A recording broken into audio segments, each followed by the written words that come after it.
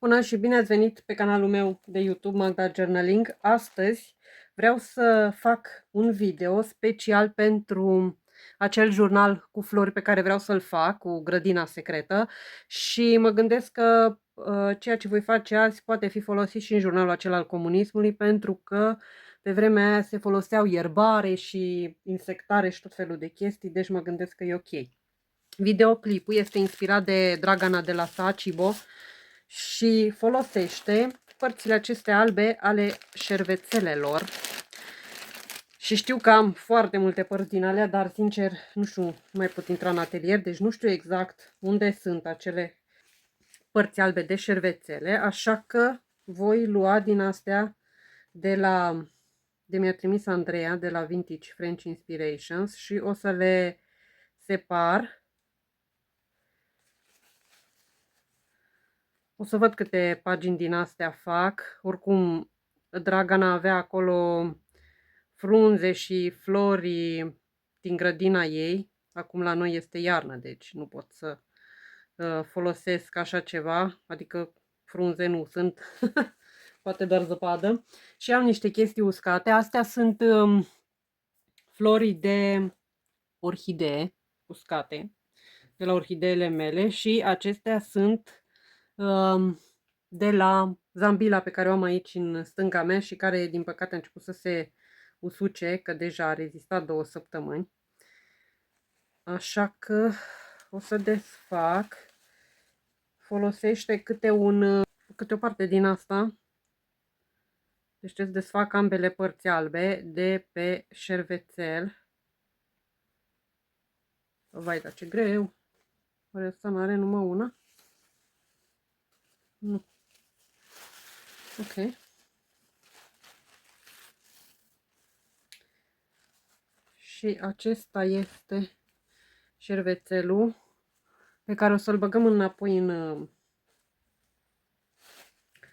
în punguliță, dar noi avem nevoie pentru a face o pagină din aceea, de fapt, se face ca o hârtie din aceea de orez între aceste două șervețele și voi folosi craft glue ăsta pe care îl voi amesteca cu apă.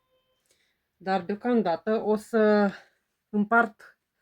o să iau șervețelele acestea la mână și o să le desfac partea asta albă. Și când o să am mai multe, o să ne revedem în câteva secunde. Pentru voi, pentru mine, vom vedea.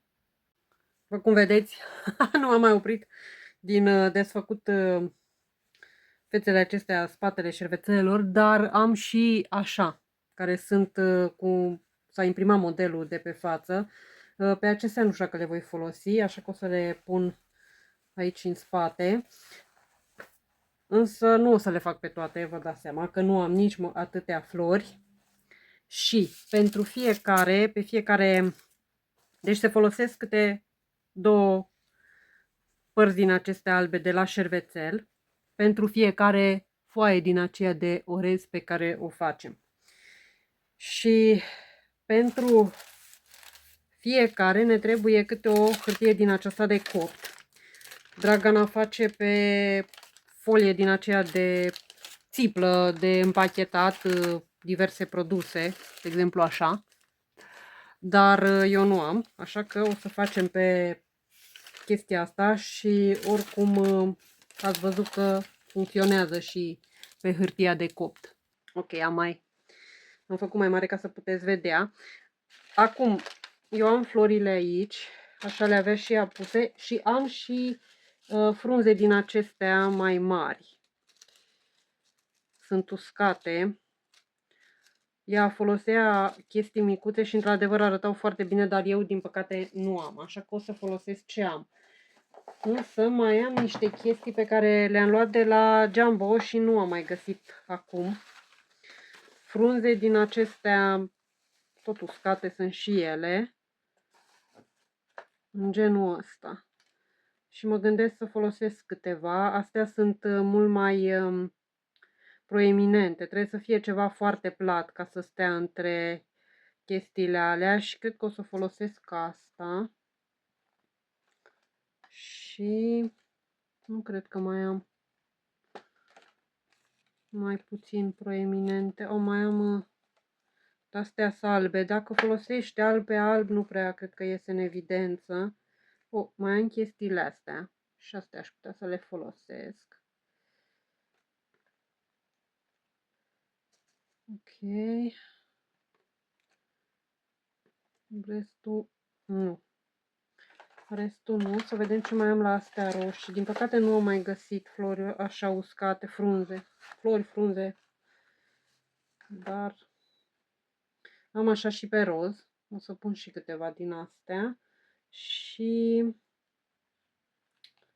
nu știu dacă aici am mai multe chestii. Tot așa sunt proeminente. Pentru că mă gândesc că dacă ies în afară se rupe hârtia aceea de șervețel, fiind foarte subțire. Nu știu, nu. Dar mai am ceva și o să le scot și pe alea, să vi le arăt, ca să vedeți ce folosesc. Mă gândeam să folosesc și frunze de dafin, știți, din pachetele acelea pe care le folosim pentru mâncare. Dar deocamdată să vedem dacă mi-ajung sau nu. Astea că poate recurg și la așa ceva.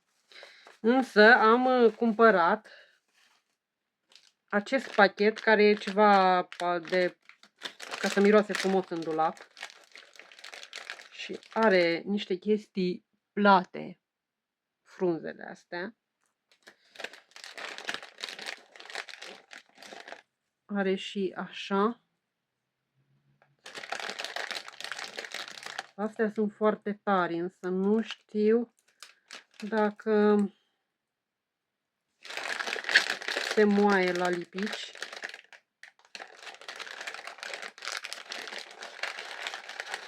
Scoatem aici să vedem. Astea iară sunt subțiri. Și asta. Chestiile astea care sunt tari nu le-aș folosi. Am frunzele astea. Până la urmă găsim ce să folosim. Clar, nu conuri de brad. Tot ce este așa plat.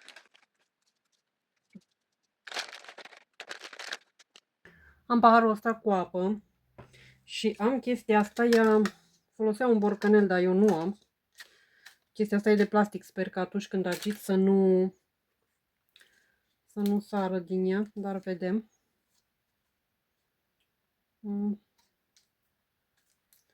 Și pune lipici din asta. Zice că să faci, e făcută soluția ca un fel de lapte așa. Punem apa.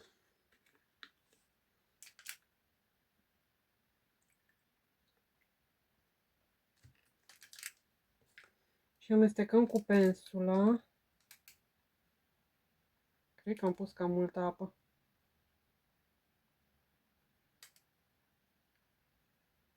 Până la urmă eu am amestecat cu pensula, i-a agitat borcanelul. Pentru că mi-a fost frică să nu sară cam capacul acela de plastic.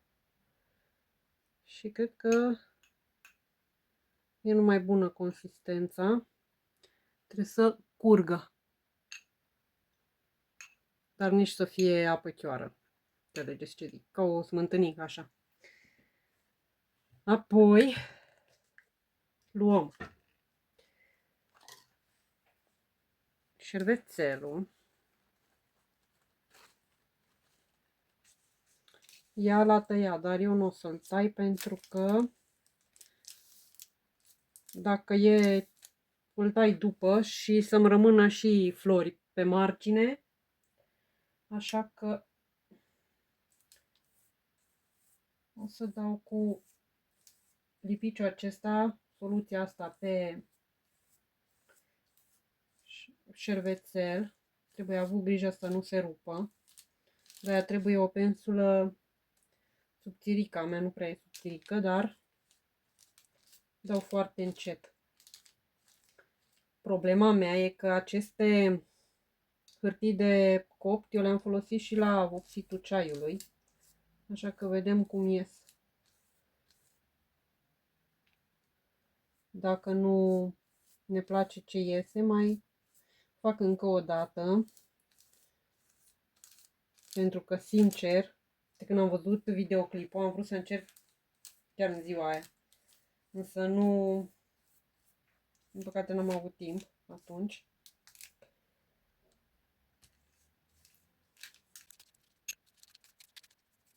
Trebuie dat dinspre mijloc spre margine. Eu am dat peste tot acum.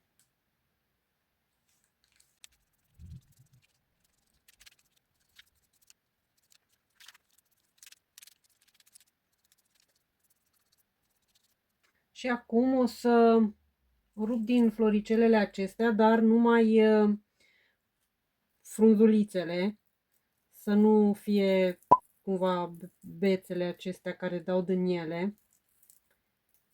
Și le presărăm.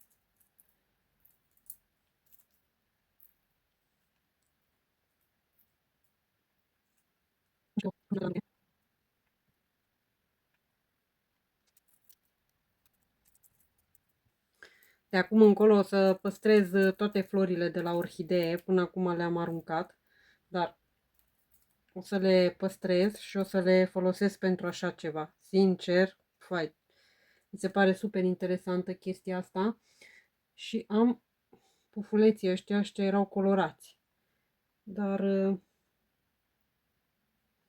acum nu mai sunt. Să vedem ce iese.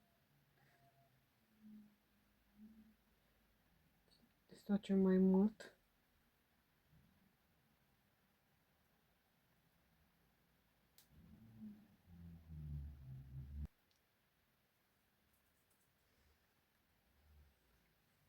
Și am brăduții aceștia. Vreau să folosesc și câțiva din ăștia. Sunt un fel de tuia. Acum vedem cum iese. Sper să nu se rupă. Dar dacă se rupe, mai pun încă un strat de șervețel din ăsta și...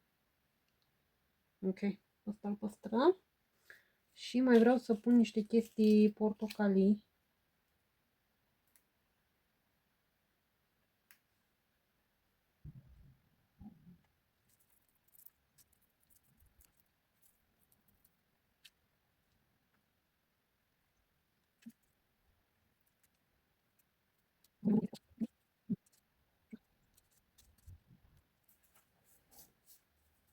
Ok. Luăm al doilea strat de la șervețel și îl punem peste acesta. De asta trebuie să fie de la aceleași șervețele ca să aibă aceeași dimensiune. Nu mai găsesc exact care este partea asta a lui, dar ar trebui, le-am mutat de pe masă și pur și simplu s-au amestecat. Însă trebuie să păstrați părțile egale ale șervețelului.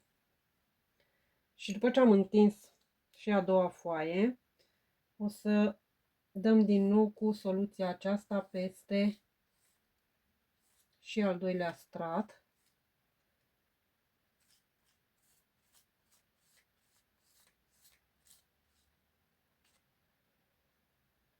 Dar trebuie să aveți mare grijă că dacă sunt proeminente frunzele acestea, să nu se rupă șervețelul. Sunt curioasă ce-mi iese.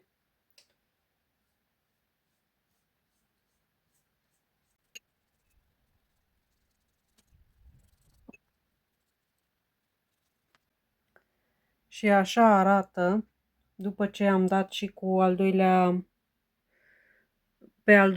după ce am dat și pe al doilea strat cu lipiciul acela. Acum o să-l las să se usuce Să vedem în cât timp se usucă, pentru că nu am cum să-l bag la cuptor sau altfel de uscat, trebuie să-l las să usuce natural. Așa că o să facem următorul. Ok, am făcut două la fel, să fie de data asta ca să nu mai avem probleme. Și începem din nou, tot așa. De acum încolo vreau să păstrez, când merg de la țară, să păstrez florile acelea de bujori și petalele de trandafiri, acelea colorate. Eu am la maică mea la Pitești, dar nu m-am gândit să iau. Că dacă n-am știut că fac chestia asta și acolo oricum nu pot să fac. Dar când mă duc o să iau petalele acelea de trandafir și sunt trandafiri din aceea pentru dulceață. Însă mă gândesc să-i folosesc pentru așa ceva, că eu nu fac dulceață. Eu zic că ar arăta foarte bine în jurnal. Deci ce am văzut la ea este superb. O să vă las link în descriere și la videoclipul ei să vedeți. Dar este superb. Îmi place tare mult și mai ales pentru jurnalul acesta cu grădina secretă și cu flori. Eu zic că ar merge foarte bine astfel de pagini. Mai ales că au și textura aceasta cu florile. Ar fi fost frumos să fie mai mult verde, dar din păcate trebuie să lucrăm cu ce avem. Poate o să folosesc și foile acelea de dafin într-un final, pentru că altceva nu am care să fie așa mai verde. Brăduți din ăștia, văd că s-au îngălbenit brăduții, nu sunt verzi. Deci nu putem folosi așa verde mult. Mai am și șervețelele acelea care sunt primul strat după imagine. Mă gândesc să folosesc și din alea, să vedem. Ok, haide să punem. Am chestiile astea, care sunt tot un fel de brăduți. Dar sunt așa ca frunzele. Însă asta o să-i rup codița asta pentru că e mult prea groasă. Ok.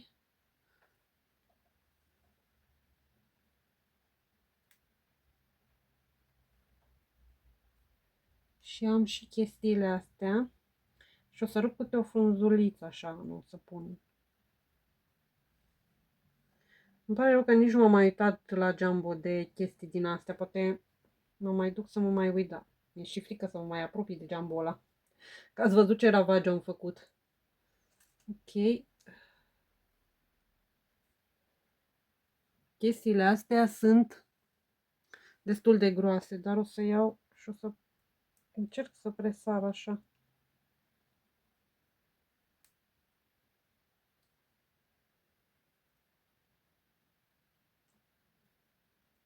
Ok.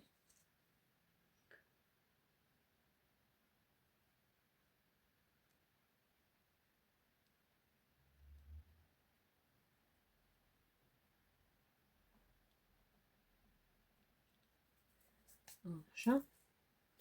Punem și chestii de astea.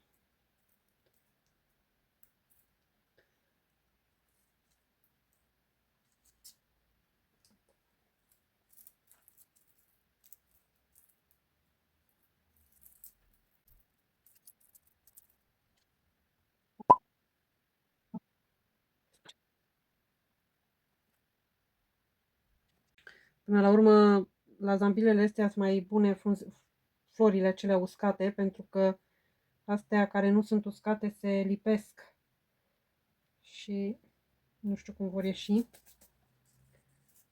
fine. Dar astea care sunt uscate sunt foarte bune. Ar fi frumos să facem cu flori din astea de apar acum primăvara. Panseluțe. Oh, am și o panseluță din aia de Parma. Dar tot felul de flori din astea de primăvară.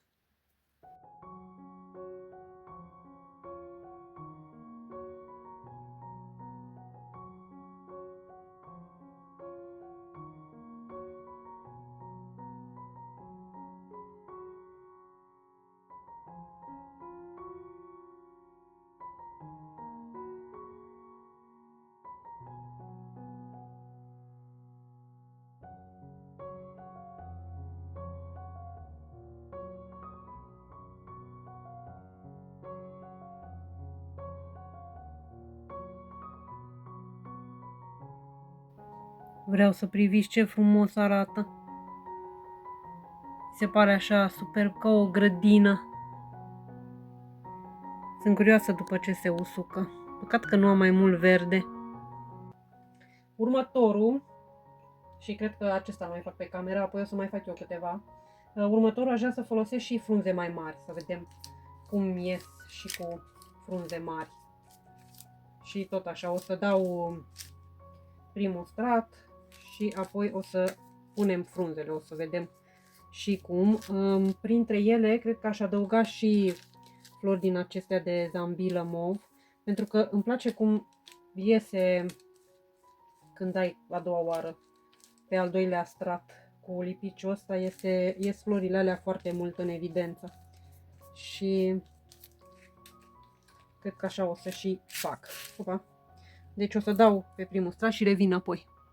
Ok, și am, după cum v-am arătat, frunze.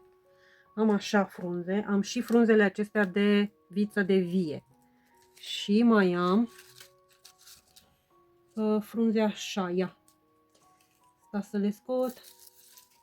Am și frunze așa, uscate și cred că, vedeți că am uitat de astea.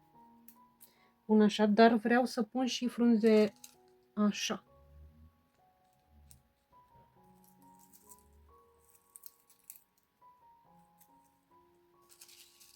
Și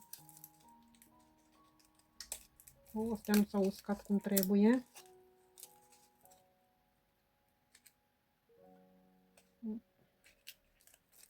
Sincer, nu le-aș pune cu...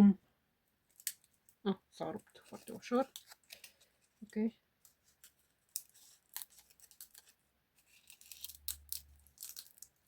Așa, și să rup și coada asta pentru că e foarte groasă.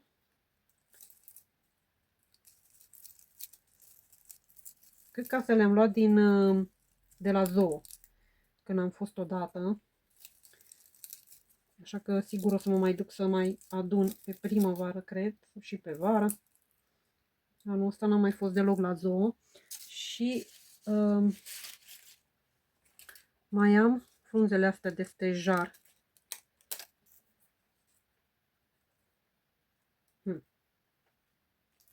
Pun așa. Mai am și frunza asta. Pun acolo. Se rup codița. Punem așa. Și acum să luăm zambiluțe. Și punem pe lângă.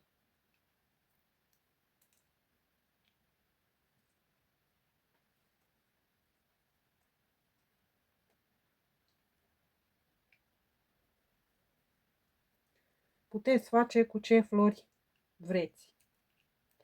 Deci, sincer, mi se pare genială chestia asta.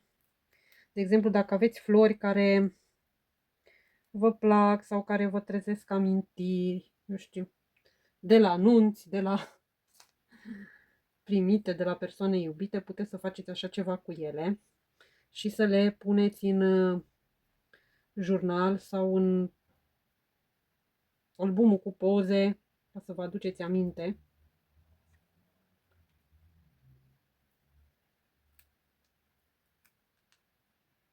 Dați seama că numai asta o să fac toată vara. O să strâng chestii din astea.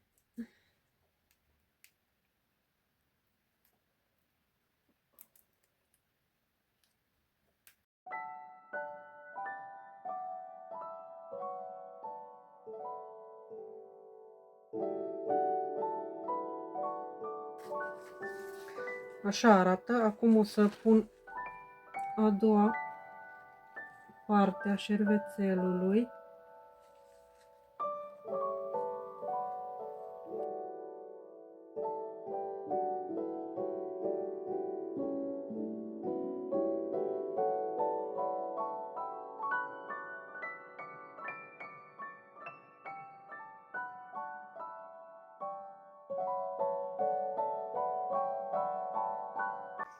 Așa arată, aici am pus 2 straturi peste pentru că în zona asta s-a rupt. Dar vom vedea cum arată când se usucă. Asta e prima parte a șervețelelor și am 2 șervețele, de fapt 2, am mai multe șervețele care sunt așa micuțe și vreau să le folosesc și pe acestea. Și văd că sunt mai multe, dar vreau să le folosesc pe acestea. Să vedem ce iese. Și vreau să folosesc frunzele acelea de viță de vie. Cred că vor ieși bine. Va ieși frumos. Să fie și cu o frunză din asta mare. Și mă gândeam că, de exemplu, am putea atunci când mergem în excursii să luăm flori sau frunze sau diverse plântuțe din acestea mai plate așa și să le presăm în cartea pe care o avem sau în jurnal și când venim acasă să facem chestiile astea și să păstrăm florile acelea ca și amintire din excursia respectivă, nu? Că ar fi fain? Eu așa mă gândesc să fac când plec, prima oară când plec. Deci acum am o nouă obsesie, cred că o să folosesc toate florile din casă. Acum unde am aici frunzele acestea de viță de vie și de acum o să știu când merg la țară să-mi adun frunze de viță de vie. Asta e și mai micuță. Folosesc foarfeca să tai chestiile astea care sunt groase, ca să nu mai avem probleme. Ok. Și punem aici o frunză. Mai am una așa.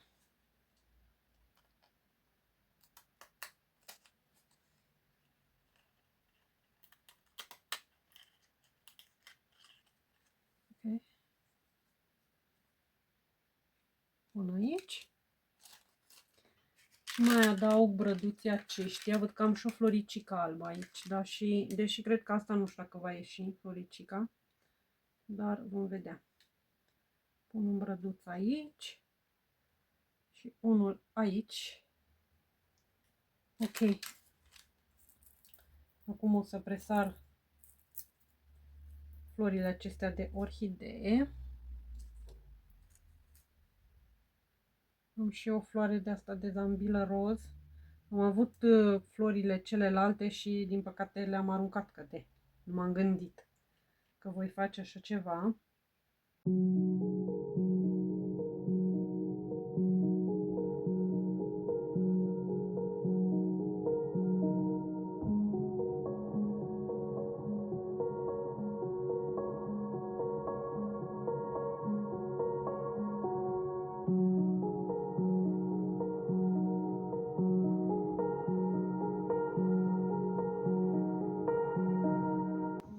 Așa arată și sincer îmi place tare mult, sper să iasă frumos, chiar dacă pe ambele părți am imaginea șervețelului, dar nu contează.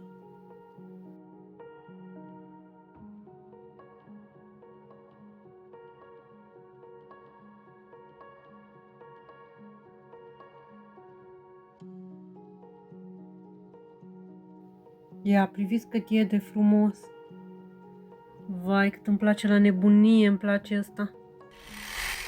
Ok, dragilor, Astăzi este a doua zi și s-au uscat toate hârtiile astea. Am făcut și am pus un șervețel din acesta pe o hârtie, dar am vrut să pun mai multe, toate astea pe care le-am desfăcut.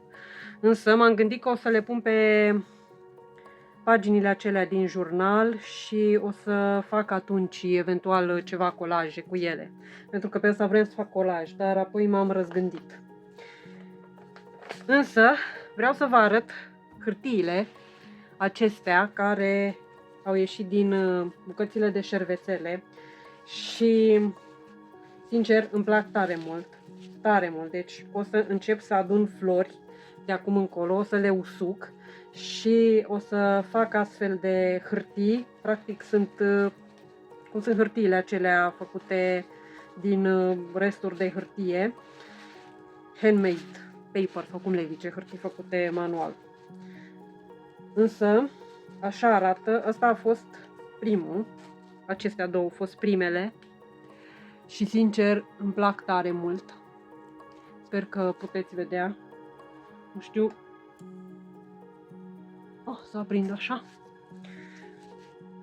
Așa arată și arată așa pe spate. Hârtiile Draganei erau pe spate lucioase pentru că le-a pus pe plastic. Însă pe chestie din asta de la ambalaje. Însă eu nu am avut așa mare ambalaj, așa că am folosit hârtia de cop și deci astea nu sunt lucioase, sunt pur și simplu așa. Îmi plac tare mult. Pe unele am pus două straturi, sau nu chiar și trei, din asta de șervețel. Nu se mai văd așa bine florile, dar sunt ok și alea. Deci aceasta este prima pagină, prima hârtie, să zic așa. Apoi, asta îmi place la nebunie. Deci asta mi se pare cea mai frumoasă. Cea mai frumoasă. Singura chestie la asta este pentru că am avut frunze din acestea care ies în afară, nu știu cât vedeți, și practic a ieșit prin șervețel, dar nu mă deranjează, însă într-adevăr trebuie plate toate aceste frunze, flori, petale, ce mai avem. Am petalele acelea de trandafir de la Pitești și o să le iau special pentru așa ceva. Astea au și miros. Miroase a frunze uscate și miros atât de bine.